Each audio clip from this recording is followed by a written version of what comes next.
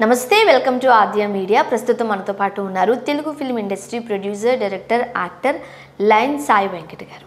నమస్తే అండి. ముఖ్యంగా మీకు ఇండస్ట్రీలో ఇన్ని ఇయర్స్ ఎక్స్పీరియన్స్ ఉంది కాబట్టి మీ ఎక్స్పీరియన్స్తో ఈ సినిమాని ఒక కొలికి తీసుకొచ్చినట్లుగా కనిపిస్తూ ఉంటుంది. బట్ మనకి ఎంత ఎక్స్పీరియన్స్ ఉన్నా ఆ పడ్డ వాళ్ళకి ఆ కష్టం విలువ తెలుస్తుంది అంటారు. సో ముఖ్యంగా దీనికి సంబంధించి మీరు చాలా హార్డ్ వర్కే చేసి ఉండొచ్చు. Hard work and smart work, creative work ఇన్ని కావాలి. ఒక ఎక్స్పీరియన్స్ తోటే కాదు ఇది. ఈ ఎక్స్పీరియన్స్తో పాటు మనలో టాలెంట్, క్రియేషన్, సమయస్ఫూర్తి. ఇప్పుడు మీరు యాంకరింగ్ చేస్తారంటే ఫస్ట్ డే యాంకర్కి టుడే యాంకర్కి మీకు తేడా లేదా?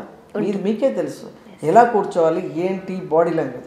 అలాగే సినిమా కూడా అనుభవంతో నేర్చుకోవాలి. 100 మంది యాంకర్లు వచ్చారు, మళ్ళీ నాకు యాంకర్ కనిపించారు. కారణం ఏంది? వాళ్ళు దాని మీద కాన్సన్ట్రేషన్ చేయకపోవడం. నేను 500 సినిమాల హీరోయిన్లు నాకు సినిమాకి వెళ్ళినప్పుడు గెస్ట్కి వెళ్తాను, మళ్ళీ నాకు ఒక 5-10 మందే నాకు హీరోయిన్లు మళ్ళీ సినిమాలు కనిపించారు. 490 సినిమాల హీరోయిన్లు నాకు మళ్ళీ కనిపించలేదు. బికాస్ వాళ్ళు ఆ సినిమాకి ఎందుకు పరిమితమయ్యారు? వాళ్ళు నిష్ట పెట్టట్లేదు. పెడితే ఇండస్ట్రీలో ఒక రేంజ్కి వెళ్ళొచ్చు, బట్ అది ఉండాలి. ఇప్పుడు అదే బాంబే హీరోయిన్స్ అందరూ అంటారు, మీరు తెలుగు హీరోయిన్ ఎందుకు తీసుకోరు అంటారు. బాంబే వాళ్ళు మొత్తం టోటల్ బాడీని ఎలా చేయాలి యాక్టింగ్ అనేది మొత్తం అదే కాన్సన్ట్రేషన్ ఉంటుంది. అందుకోసం వాళ్ళు ఏంటంటే వచ్చినా కూడా దానిపై నిష్టగా పెడతారు. ఇప్పుడు మా దాంట్లో చేసిన అమ్మాయి ఉంది, జో శర్మ, మిస్ యుఎస్ఏ అమ్మాయి. ఇప్పటికి 5 సార్లు అమెరికా నుంచి వచ్చిపోయింది, అమీర్పేట నుంచి వచ్చినట్టుగా. ప్రతిసారి షూటింగ్ ఉందంటే అమెరికా నుంచి వచ్చేస్తుంది. అమ్మాయి వరకెళ్ళు వైస్ ప్రెసిడెంట్, ఆ పోస్ట్లో ఉండి కూడా అమ్మాయి ఈ సినిమా చేయడానికి అమెరికా నుంచి వచ్చేస్తుంది. అండ్ సింగర్లను కూడా నేను కొత్త వాళ్ళని ఇంట్రడ్యూస్ చేశాను. పద్మ అని సింగరు, ఆ అమ్మాయి చిన్నప్పటి నుంచి ఒక కళ. ఎన్ని సంవత్సరాలు ఇంత కష్టపడ్డా కూడా దొరకని ఛాన్స్ దీంట్లో దాదాపు 3 సంవత్సరాల నుంచి ఈ పాట పాడడానికే సంగీతం నేర్చుకొని అందులో పాటలు పాడింది. మా అమ్మాయిలు, మా పెద్ద అమ్మాయి ఇందులో గోదాదేవిగా చేసింది అండ్ సింగర్. మా చిన్న అమ్మాయి ఇందులో 3 క్యారెక్టర్ మేల్ చేయించిన అమ్మాయితో, నారదుడిగా, రంగనాథుడిగా, శ్రీకృష్ణుడిగా 3 క్యారెక్టర్లు మా అమ్మాయితో చేయించాను. కోరియోగ్రాఫర్ కూడా మా అమ్మాయి, చిన్న అమ్మాయి. ఇది ఫ్యామిలీ, రాజమౌళి గారి లాగా మాది ఫ్యామిలీ సినిమా అనమాట. అండ్ సేమ్ టైం మా చిన్న అమ్మాయి కృష్ణుడు చేస్తూ, కృష్ణుడు పక్కన హీరోయిన్ పెట్టిన. ఈ అమ్మాయి ఫిమేల్ పక్కన మళ్ళీ ఫిమేల్ పెట్టేసి చేయించేసిన. అంటే ప్రయోగం కొత్తగా ఉండాలి, ఫ్రెష్గా ఉండాలి. నారదుడు చూస్తే మీరు నిజంగా అమ్మాయి అని మీరు గుర్తుపట్టలేరు, అలా తయారు చేస్తాం. ఓకే. అండ్ టెక్నికల్ వాల్యూస్ కోసం ఏం చెప్తారు? అండ్ సాంగ్స్ ఎట్లా ఉంటాయి? మీరు బాగా కనెక్ట్ అయ్యారు. నేను సాంగ్ చెప్పాలనుకున్నా కరెక్ట్ అదే అడుగుతాను. ఇందులో సాంగ్స్ అద్భుతమైన మ్యూజికల్ హిట్.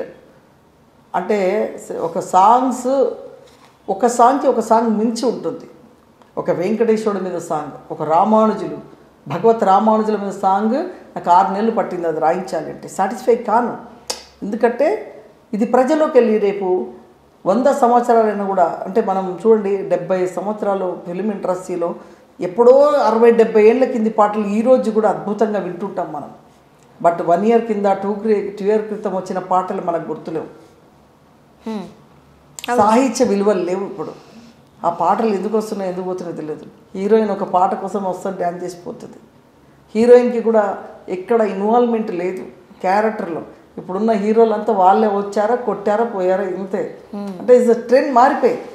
మీరు చూడండి ఓల్డెన్ డేస్లో ఒక అమ్మాయి హీరోయిన్కి వాల్యూస్, హీరోకి వాల్యూస్, ఆ పాటలు అవన్నీ ఎంతో అద్భుతంగా ఉండేది. సో సాహిత్య విలువలు ఉండేది. ఇప్పుడు సాహిత్య విలువలు లేవు.